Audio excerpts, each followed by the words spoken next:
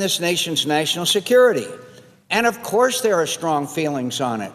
This is a complete abdication of the responsibilities of the Judiciary Committee, but more importantly, could hang up this bill for a long period of time.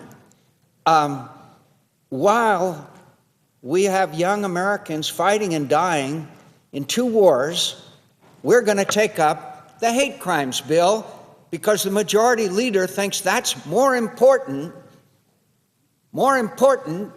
than legislation concerning the defense of this nation. I'm sure that the men and women in the military serving in his home state would be interested to know about his priorities. So here we are. Now we will go through, I'm sure the majority leader will file cloture, we'll go through 30 hours of debate, we'll have another vote. All of this is unnecessary. Why couldn't we move the hate crimes bill? Remember, this is not a single-shot amendment on a specific small issue. This is a huge issue. The whole issue of hate crimes is a huge issue. It deserves hearings and debate and amendment in the Judiciary Committee. But what are we going to do? For reasons that I guess the majority leader can make clear, because I don't get it, wants to put it on the National Defense Authorization Bill and pass it that way. Now, probably succeed. And he'll call it bipartisan. The last time I checked, it has 44 Democrat co-sponsors and 2 Republicans. That's the definition, by the way, around here of bipartisan bills. That's the way the stimulus package was bipartisan.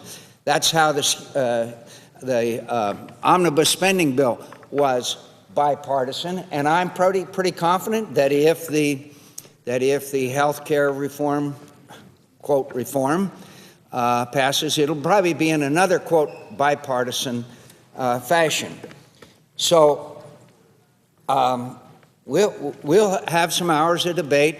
We'll have more exacerbated feelings between this side of the aisle and that side of the aisle. I would imagine that the hate crimes bill, given the way that the makeup of this body, may be even put on a defense authorization bill. A huge issue will now be placed on a defense authorization bill and passed through the Congress and signed by the President. That's a great disservice to the American people, Mr. President. The American people deserve debate and discussion and hearings and witnesses on this legislation. They deserve it. They don't deserve to have a hate crimes bill put on this legislation which has no relation whatsoever to hate crimes. Now, I'll probably have a lot more to say about this in the hours ahead, but I've been around this body a fair amount of time. I've watched the defense authorization bill wend its way through Congress, and occasionally, including at other times, I've seen amendments put on the bills which are non-germane. But I haven't seen the majority leader of the Senate, whose responsibility is to move legislation through the Senate, take a totally non-relevant, all-encompassing, controversial piece of legislation and put it on a bill that is as important to the nation's security as this legislation is. We're breaking new ground here, Mr. President. Let's have no doubt about it. It's one thing to have one member or 2 or others propose amendments that happen to be their pet project or their pet peeve, and sometimes. It's an entirely different thing. It's an entirely different thing, and I have never seen it before, that the majority leader of the United States Senate comes to the floor and introduces an irrelevant piece of legislation that is controversial, that is fraught with implications for this and future generations, to a bill that is totally non-relevant.